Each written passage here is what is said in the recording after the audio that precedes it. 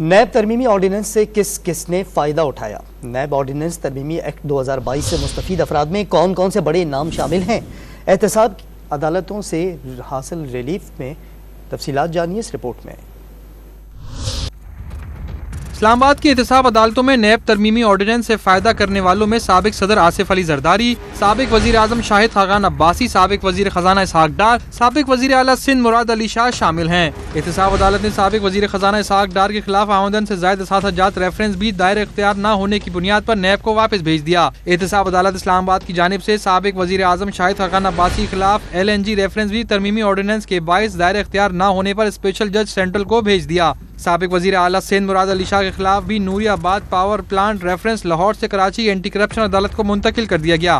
وفاقی دارالحکومت کی احتساب عدالت نے سابق DG پارکس لیاقت قائم خانی کے خلاف آمدن سے زائد اثاثہ جات ریفرنس بھی دائر اختیار نہ ہونے کے باعث نیب کو واپس بھیجا۔ پراپرٹی ٹائکون ملک ریاض اور ان کے بیٹے علی ریاض ملک کے خلاف باغ ابن قاسم کی زمین پر قبضہ کر کے بحریہ آئیکون ٹاور کی تعمیر کا ریفرنس بھی احتساب عدالت نے نیب کو واپس کر دیا۔